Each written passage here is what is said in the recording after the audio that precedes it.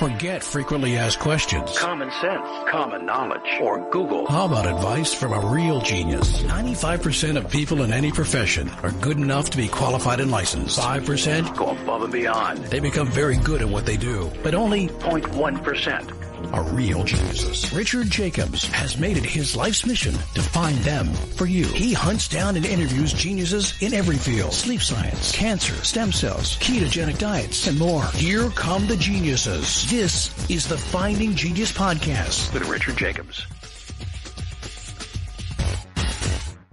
Before we begin, a note from our sponsor.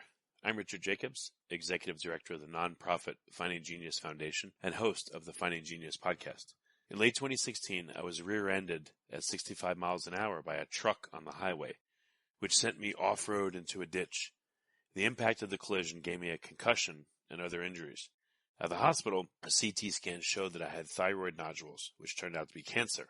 It was then, when I had a biopsy of my neck, that I realized even if I was a millionaire, I wouldn't want a second or a third biopsy due to the pain and the invasiveness of it. And appointments at that time for thyroid experts were 3 to 6 months out. And I was worried about dying now, even if that was irrational. So because of this, I've decided to raise money to conduct a literature review on steroids, on the causes of anxiety and depression, a condition that affects well over 50 million people in the United States and hundreds of millions worldwide. Our goal is to create a codex, a guide that reveals all possible treatments for anxiety and depression for people that live with the condition, or for loved ones that have it, as my wife and my son do. To find out more about our fundraiser, visit findinggeniusfoundation.org and click on current initiatives. And now, to our guest. Hello, this is Richard Jacobs with the Finding Genius podcast and now the Finding Genius Foundation. Quick note about the foundation. We've started on our project to look for all the possible treatments and cures for anxiety and depression. To find out more about this project and to help assist in some way or another with the thousands of resources that we need to go through to make this compendium of knowledge, go to findinggeniusfoundation.org. And today my guest is Dr. Marvin Singh. He's the founder of the Pressione Clinic, Health Institute at UC Irvine. And we're going to talk about how he works with gastroenterology. So Marvin, thanks for coming. Thanks for having me. I appreciate you giving me the opportunity to chat with you today. Yeah, no problem. Well, tell me about your work. What do you do within gastroenterology? Yeah, that's a great question. It's a loaded question, too, because I do a lot. I actually have 3 different kinds of practices. I have a general gastroenterology practice where I'm just like any other GI doctor and do colonoscopies and things like that.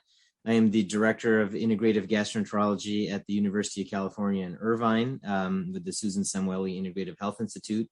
And I have my own private clinic called Precision Clinic, where we do a lot of precision medicine and help people optimize their health and really understand what it truly means to be healthy. And that's really my main passion. What is the most interesting part of the work that you're doing right now? Is it the precision medicine? Yeah, I mean, within the field of integrative medicine, I really developed a fascination with precision medicine. And early on, I kind of felt like, hey, what if we were able to look at somebody's microbiome and their genes and their sensitivities and what environmental exposures they have, their mitochondrial health, and all these kind of different parameters. What if we were able to look at all of these things and tell somebody what they can do to optimize their health and to mitigate any problems that are identified? What if we did that and put them on a regimen? What would happen? And, I did some of this stuff to myself early on and saw some great changes in my health and started doing it with other patients and saw great changes in their health. And that's really what gave birth to Precision Clinic, which is where we take this unique approach to precision medicine. Well, tell me what you did to yourself and what happened. So, making some changes. This is maybe, 5 years ago now. I was probably around 210 pounds or so. Overweight, not eating well, feeling tired all the time, having heartburn, fatty liver. Those are some of the things that I had. And I made some changes based on, things that I learned and having gone through Andrew Weil Center for Integrative Medicine's fellowship program and started to see some, remarkable changes in my health and life, even within a short period of time, within a few weeks. And I lost about 30, 40 pounds, felt more energetic, was sleeping better, was just performing better just in life and in work. And really, as a doctor, busy working, doing everything as routine, you don't really appreciate that you yourself might actually not be as well as you think you are until you actually do these things. And then you see these changes and you're like, wow, what a remarkable improvement doing, these certain things can make on your health, and using, natural therapies when possible, and really kind of eating in a way that is personalized to you and what your microbiome and genetics would suggest. So what are some examples, either with things you did, like how things affected you, certain foods, or if there's an anonymous patient that they have an interesting story you could talk about. I just want to get into some details. What's changed, what was affected, et cetera. Yeah. So I guess we can use an example of a patient of mine that came to see me probably about a year and a half ago now. And came to see me actually not for gut stuff. So she had a lung issue, and I'll try to be as non-specific as possible just to protect, confidentiality and stuff. But that was one of the main concerns, is that, she was having issues with recurrent lung infections and breathing, and had poor exercise tolerance. And we did a bunch of different kinds of tests and looked at genetics and microbiome and put her on a regimen. And as part of the process, we identified that she had a couple of genetic issues that pertained to lung disease. One was an alpha-1 antitrypsin deficiency, and the other was she was a carrier of a cystic fibrosis gene. And this was not known before, and she took this information back to her lung specialist, and they were fascinated by it. And we put her on some therapies, including some natural therapies to help reduce inflammation and improve immune function. And, these kind of things take time. It's not like an overnight cure or anything. Forward now, and, recently, about a year or so, now it's like she's a totally different person. She can run uphill. She has better exercise tolerance, feels more energetic, and really life is totally different. So this is an example of how you can use personalized information and make strategies based on the results that come out of that, and then execute those strategies and see what happens. So are these all clinical strategies so far, or is this also tying back to research that you are working on or you want to work on? This is clinical application of the information that you get, and using that to help guide people in the right direction. And I should say, it's not just a one and done oftentimes, because a lot of things shift and change in your environment and your microbiome. So really requires, an ongoing evaluation, especially if there's an active issue, to try to continue to help people as they process. So what do you notice clinically? I'm sure you've dealt with hundreds or thousands of patients. When someone changes their diet, what happens day 1, 2, 3, 4, 5, day 10, day 20? Like, what have you noticed that your patients are telling you about their experiences when they make the changes you recommend? And what do you see? Yeah, how fast changes occur depend on probably a lot of different factors, and what's going on with them, and what their, what factors are impacting their lifestyle present time. But, some people can feel better within weeks, especially if you're making big changes in their diet, if they're eating poorly. And, and it's not really to blame the person, because kind of the way that we eat, especially in this country, is almost a cultural thing.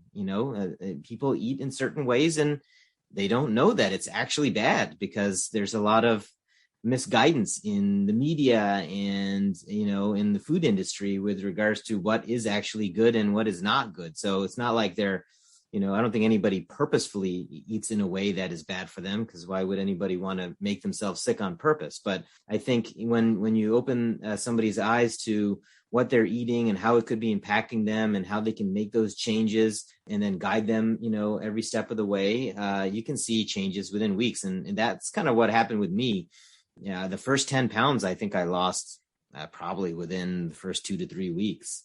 It doesn't go that fast all the time. Subsequently to that, it may be a little bit slower, but you could see some big changes within a short period of time. But oftentimes it may take a few months, 2-3 months, before somebody starts noticing systemic changes in their body, like maybe their joints don't ache as much, maybe they don't have stomach aches anymore, maybe they have more energy. So it really depends on a lot of different factors, what's going on with them at the time they actually present the first time. Before we continue, I've been personally funding the Finding Genius podcast for 4.5 years now, which has led to 2,700 plus interviews of clinicians, researchers, scientists, CEOs, and other amazing people who are working to advance science and improve our lives and our world. Even though this podcast gets 100,000 plus downloads a month, we need your help to reach hundreds of thousands more worldwide. Please visit findinggeniuspodcast.com and click on Support Us. We have 3 levels of membership from $10 to $49 a month, including perks such as the ability to see ahead in our interview calendar and ask questions of upcoming guests, transcripts of podcasts you're interested in, the ability to request specific topics or guests, and more. Visit findinggeniuspodcast.com and click Support Us today. Now back to the show. Well, what was hard for you to do or not do, and what have you noticed is very hard for patients to do or not do in order to get the benefits of this approach? I think modifying your lifestyle is probably the hardest thing to do. I mean, anybody can take a pill or a medicine or a supplement, even if you tell them to take it. But the lifestyle things are a little bit harder to do because that requires somebody to actually physically make a change in how they are living. And I often tell people, this is what I did to myself. We may talk about 10, 12 different things that should be changed, but please don't try to make all those changes at the first go at it, right at the same time, because it's like saying, you have 10 projects to do and go ahead and start them. I mean, you're not going to be able to really start 10 projects simultaneously unless you have 10 copies of yourself. So I usually tell people just start by making one change a week. If that means that this week, instead of putting brown sugar in your oatmeal, you put blueberries, then hey, that's one change that you've made, and just do that for a week and then build on that. The next week you make another change and another change, because one change a week is manageable. And what happens though is that once you start making one change a week, automatically on your own, when you start seeing changes in your health, you'll be making 2 or 3 changes in a week, and you won't even be doing it on purpose. So the incremental benefit happens there, and then you just continue to make progress. And that's kind of where the saying comes from, where I tell people, just like you feel like your health can snowball out of control, it can actually snowball into control. And that's kind of what happened with me. I started making some slow changes, and I started seeing some changes in my health and started losing weight, and heartburn went away and liver enzymes started normalizing. But then I reached, an area where I was plateauing, and I felt that maybe I was not missing something, and I started adding more things as we go along, like making sure my sleep was better, making sure I was trying to meditate. So I didn't try to do all these things at one time, and then it picked back up again. So don't put pressure on yourself to change your diet, change your sleep habits, change your stress reduction techniques all at one time, because we're human at the end of the day, right? And we can't do all these things at one time. If we try to do them at one time and set that as the expectation, there's a higher chance you're going to fail. So just start slow, and easy does it, and you'll eventually get there. Everybody has their own pace. No, that's good. What role do probiotics, prebiotics, fermented foods, et cetera, play in your clinical treatment? They can certainly help if somebody has a need for them. I look at microbiome information to try to help make that judgment. If there's a lack of diversity in the microbiome, then we may talk about probiotics, and then giving some prebiotics to help feed those good bacteria. And then we may even talk about eating fermented foods, because fermented foods will give you the nutritional benefit of the food itself and also give you a dose of probiotics as well. Really, the best probiotic is going to be good nutrition, essentially, because by giving your gut microbes all the food and nutrients that they need to flourish, that's really the best gift you can give those microbes. And in return, they will grow and do good things for you inside of the ecosystem. If you like this podcast, please click the link in the description to subscribe and review us on iTunes. But if everyone's microbiome is, different and unique and diverse, how do you know okay, I'm adding the right bacteria, or I need to add, 2 cups of acidophilus and 1 cup of bifidobacteria? Like, how do you know the recipe to help somebody? Yeah, that's a good question. And I don't know that we have all of the information we need to make that precise of a recommendation at this time. There's some companies who are working on making precision probiotics for people and using data that we know about certain patterns and giving probiotics based on those patterns and their background history and symptoms, and following that and adjusting the formulation as we go along. So we can try to make that attempt, but science is always growing and changing. And so as we learn more and more, we may be able to get more and more precise. I don't really get fixated on one particular bacteria or the other, because what the truth of the microbiome is that we want a diverse microbiome, and we want the microbiome to be performing the functions that we would like it to perform for our health benefit.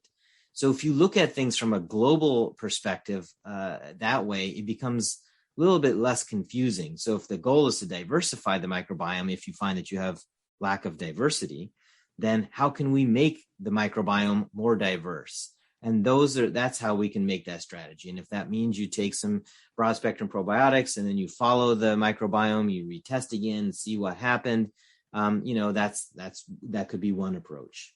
I don't know, what's the future of this treatment, to refine it, to personalize it, to make it better? What do you see needs to now be innovated or now be done to help people more effectively? I think it would be great if we can, we know that there's a lot of diseases, chronic diseases, that can be associated with alterations in the microbiome. What would be fabulous is if we can really kind of hone in on exact patterns of microbes that are consistently seen in certain conditions, and then figure out what are the strategies we can implement in order to fix the problem that is identified or the imbalance. And how do we keep that problem continually fixed, basically? So this is what translational medicine means. So you find out what the problem is, and then how can you clinically translate that? So, for example, if we know that, I just make it up, just use a condition, Parkinson's disease, for example. We know that there could be alterations in the microbiome that could be a risk factor for Parkinson's disease. And so if we can identify that even before, it would be even better if we identify that before somebody presents with Parkinson's disease, and we can make the intervention that has been outlined in the literature as being successful in making changes to the microbiome, then perhaps one day we'll be able to prevent Parkinson's disease from occurring. That's the future. That's probably the future of gut health. We're not there yet, but I know that that's likely going to be the desire of all the scientists, because that's where the best interventions could be made. Even though you work in the gastro area, since you're involved with microbiome, do you look at people's other microbiomes, like women? Do you have to look at their vaginal microbiome, or in men, other microbiomes in them that are affecting their health, not just the gut one? Or have you observed that you take care of the gut, you take care of the eating, everything comes along for the ride positively? Yeah, it's a good question. There are trillions of microbes just in our gut, and even more all over our entire body. The gut is obviously the major focus of science and research, because it's likely the headquarters of all the microbes on the body. But we do know there are microbiomes in other places, like the vaginal microbiome, the oral microbiome, so those are just a couple of examples, the skin microbiome. And there is science and research with regards to these microbiomes as well, but interventions with regards to those are probably less defined at this time. But I know it's a growing area of interest in science, and hopefully that'll be another way as well. We know that there may be some connections between some of these various different ecosystems. And that's why I called the gut the headquarters, because my feeling personally, is that the microbiome that sits in the gut is the mainframe, and it communicates with all the other microbiomes to, handle different functions and issues. And when there's some issue or problem that occurs, that's where you may have some disease or some problem occur, whether it be psoriasis or eczema or a lung condition or what have you. So what is the future of your work? What does it look like to you? I'm just going to, I hope I can reach as many people as possible. This is a very unique approach. It really kind of redefines what it means to be healthy, using personalized information that is from your body and using that to drive recommendations rather than reading about, statistically, what your issue might be and what interventions might be helpful, looking at you yourself and what's going on inside of you to help you optimize your particular risk factors. That's really where the future of medicine is going to be. And I hope I can continue to reach as many people as possible. I wrote a book called Rescue Your Health, which will be out later this month. And that's really one of the tools that I thought I would prepare to help everybody kind of get an idea of what precision medicine really means and why it really can be a game changer in how we define health. Yeah, excellent. Marvin, okay, so where can people get your book? I want you to restate the name, and then where can people find out more about your work in particular? Yeah, my book is called Rescue Your Health, and it will be available on Amazon before the end of the month, September. And the website is rescueyourhealth.com for the book. My personal website, I have two, actually. One is drmarvinsingh.com, and the other is precisionclinic.com. It's precision with an E. Very good. Well, Marvin, thank you so much for coming. I really appreciate it. And it's been an interesting call. And I'm glad you're looking into alternative things like microbiome and not just, the normal gastroenterology stuff, the poking and prodding and cutting and that kind of thing. Yeah, I always tell people, there's two kinds of doctors. There's the kind of doctor that will rush into a burning building if you're stuck in there and save your life. And we're always going to need those kind of doctors. I actually practice that kind of medicine too. It's very fulfilling. Then there's the other kind of doctor that says, hey, why were you even anywhere near that burning building in the first place? Let's figure out how to prevent you from even being near that dangerous situation. And that's where I think the fun part is, because if we can prevent people from getting sick, then their qualities that they like and all going to be for them. They're all, at the end of the day, be happy, to enjoy and have a career and just enjoy being human. And hopefully this approach will help more people do that. Very good. Well, Dr. Singh, Marvin, thank you so much again for coming. I appreciate it. No problem. Thanks for having me. If you like this podcast, please click the link in the description to subscribe and review us on iTunes. You've been listening to the Finding Genius podcast with Richard Jacobs. If you like what you hear, be sure to review and subscribe to the Finding Genius podcast on iTunes or wherever you listen to podcasts. And want to be smarter than everybody else? Become a premium member at findinggeniuspodcast.com. This podcast is for information only. No advice of any kind is being given. Any action you take or don't take as a result of listening is your sole responsibility. Consult professionals when advice is needed.